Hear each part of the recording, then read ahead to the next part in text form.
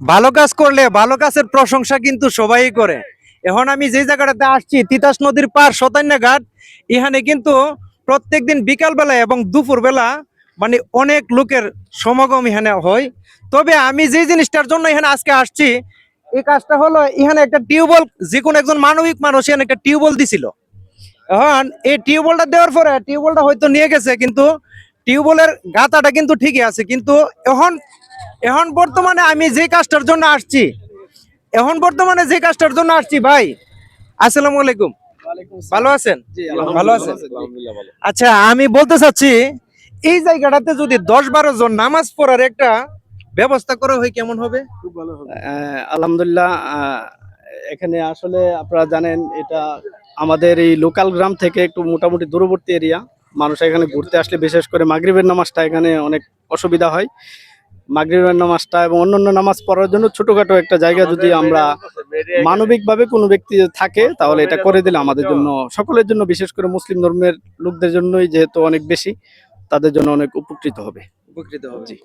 এই যে দেখেন এই জায়গাটাতে সব সময় কিন্তু অনেক লোকের সমাগম হয় বিকেল বেলা। এই যে দেখেন এই রাস্তাটাতে যদি আমি দেখাই, মানে পুরা রাস্তাটার মধ্যে কিন্তু অনেক লোক। আর তিতাস নদীর লাশ সীমানা তো, মানে এই জায়গাটার ভিউ পরিবেশটা অনেক সুন্দর, এই জন্য কিন্তু অনেক মানুষ এখানে আসে। তবে এই জায়গাটাতে যদি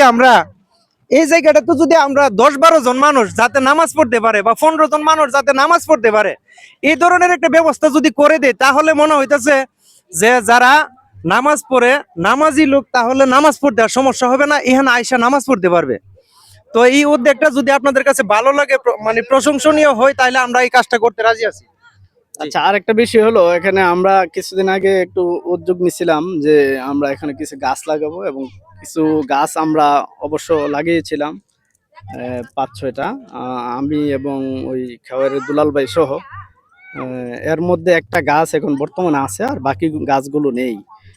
অনেক মানুষ আসে এখানে, আসলে আপনাদের এই দৃষ্টি আকর্ষণ করছি, এখানে যা কিছুই হোক না কেন আপনারা এই প্রাকৃতিক যে ভারসাম্যটা এটা রেখে চলবেন, এবং কোনো ধরনের বিনষ্ট আপনারা করবেন না, ক্ষয়ক্ষতি করবেন না, সুন্দরভাবে আসবেন এবং সুন্দরভাবে প্রাকৃতিক দৃশ্য অবলোকন করে আপনারা সুন্দরভাবে চলে যাবেন। এটাই আপনাদের কাছে আমার একটা বার্তা। মানে এখন যে বর্তমানে যে কথাটা আমি বলছি, যে এখানে মনে করেন 10-12 জন লোক যাতে নামাজ পড়তে পারে, এই উদ্যোগটা কিরকম?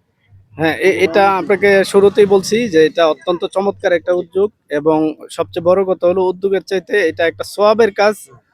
একটা মানুষ ইবাদত, আল্লাহর জন্য ইবাদত করবে, এই জিনিসটা যদি আমাদের জন্য হয় আলহামদুলিল্লাহ অনেক উপকার হবে। এটা বলার ভাষা রাখে না। মানুষ অনেক সময় অনেক কারণে নামাজ ছুটে যায়, অনেক মানুষ নামাজ পড়তে গেলেও পড়তে পারে না, কারণ এই এতদিন ছিল, কল টিউবওয়েলটা ছিল, টিউবওয়েলটা নিয়ে গেছে, এখন তো আরো বেশি অসহায় হয়ে গেছে মানুষ।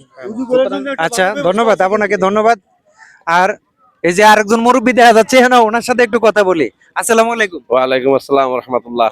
আচ্ছা, এখানে একটা 10-12 জন যাতে মানুষ নামাজ পড়তে পারে, এই ধরনের একটা পরিবেশ যদি টিউবওয়েলটার সাথে করে দেওয়া হয় কেমন হবে? না, আলহামদুলিল্লাহ, এটা তো আসলে সদকা জারিয়া কাজ হিসাবে কাতারে পড়ে। আর যেহেতু মানুষ জনসংখ্যা সবসময় থাকে, তো আসলে ইচ্ছা করলে তো সবাই উপায় হয়। এর একটা মসজিদ হোক, নামাজ পড়ার সুযোগ হোক, এটা আসলে আমি যেমন মনে করি প্রত্যেকটা লোকই আশা আকাঙ্ক্ষায় আছে। তবে আশা করি তোমার মাধ্যমে এটা হোক, চেষ্টা করি আর কি।